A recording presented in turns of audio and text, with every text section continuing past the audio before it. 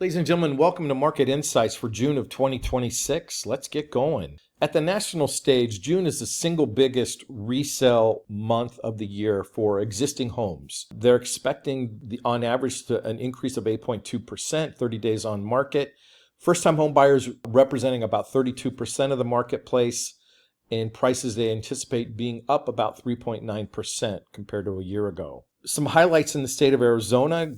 Arizona's global leadership shines in the sense that they've become the number one state in the nation for foreign direct investment. That has a lot to do with the Taiwanese. They have now surpassed Canada and China as number two only to Mexico, with $21.2 billion in trade. Another first for Arizona, we hosted our first Tech Week last month.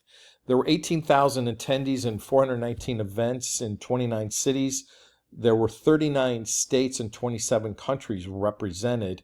It's the largest tech week in the U.S. history. The big anchors were Intel and TSMC. Some other national news: Berkshire Hathaway acquired the builder Taylor Morrison for $8.5 billion. That includes the value of the company and their debt.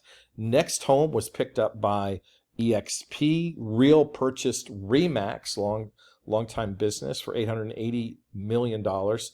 And investors who are buying into homes hit a 6-year low investing in properties. I included this article about Bill Pulte about being the National Intelligence Director just because he's from the name Pulte Home Builders, which is a big builder here based in Arizona, and he has some roots to the Southwest. Burlington Stores. This is significant to me for this reason. They're building a 2 million square foot warehouse in the west side in Buckeye. They're going to be adding 110 new stores. They're going to have Buckeye, Arizona, and Savannah, Georgia as their east and west coast warehouses, and they're on the grow. They're on the growth mode. On economic news from the national level, from the National Association of Realtors, and specifically in Arizona, we're currently 0.6% job growth. We're wage growth at 1.5%, and unemployment in the state of Arizona is 4.1%. That information is from the National Association of Realtors specific to Arizona. And this is a repeat from last month. A third of homebuyers won't give up their sub 6% rate for any reason. More than 40% said rates would have to fall below 4% before they would consider selling. We're a far cry from getting that kind of rate benefit, but that is creating a lot of people updating, rehabbing, remodeling homes, and just enjoying that low interest rate they have on the home. Ladies and gentlemen, this is just a sample trend that I fill out every month. I want you to follow the green arrows to the bottom right of the page and look at the month of April and look at our pending total sold and total sold in Maricopa County. For the month of April, we're at 4,003, 8,125, and 6,483. From a seasonality standpoint, for the month of June, that trended down just a little bit. It's going to continue to trend down in the month of June and July. This graph here is looking at all of Maricopa County and Pinal County combined, and all those transactions currently are down 1% from where we were a year ago this time, with an average list price at $705 and an average sale price of $643. That is everybody combined in Maricopa, Pinal County. To break that out just a little bit, Maricopa County is down 1.2% overall, while Pinal County is down 2.3%. Median sale price $262 in Maricopa County, just at $200 a square foot in Pinal County. As we drill down a little bit deeper into some harder numbers, what I wanted to point out is this: pending contracts are down 6% in Maricopa County, while at the same time they're down 11% in Pinal County to the south. And our average new list price is $707 and $644 in Maricopa County, while at the same time Pinal County's at $422 and an average sale price of $399. Some other statistics that are important to know: new listings are down 11% this month. We're going into seasonality and we do tend to slow down. Under contract down 6%. The other arrow I wanted to point out at the bottom of the page, new listing price per square foot. In the middle of that bar graph, you're seeing the peak just to the left of center. We peaked in January, and we peaked in January of this year.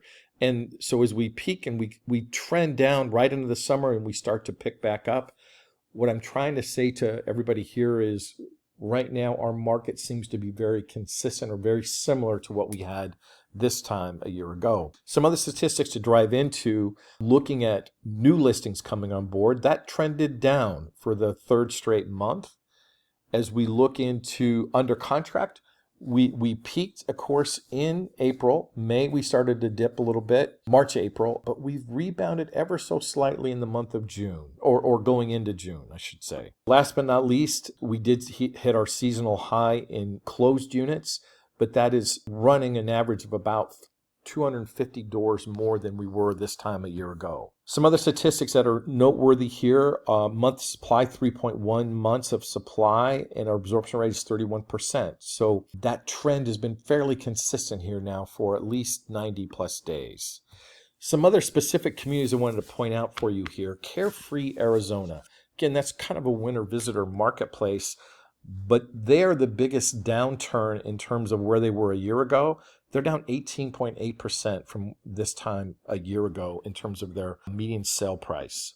Fountain Hills, also to the north and to the far east, down 7.2%. As we get into Litchfield Park on the west side near the Wigwam, boy, they're up 8.1%. They're bucking the trend of our overall market down 1%. They're actually up 8%.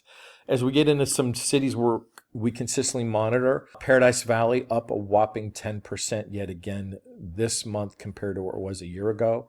Average new list price $5.5 million, average sale price $4.6. Some new graph data available to us, trying to illustrate that to you here right now.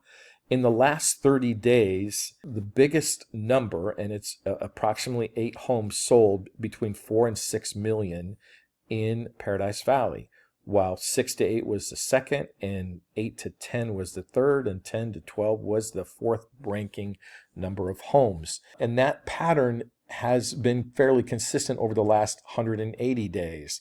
But for the very first time, ladies and gentlemen, we're able to slice the data and present that to you at that level. And Paradise Valley as a whole is doing very, very well. Phoenix overall down 1.8% with an average new list price at $649, average sale price $550. We're median sale price per square foot $275. As we get into Queen Creek, I included that here today. It's up 2%.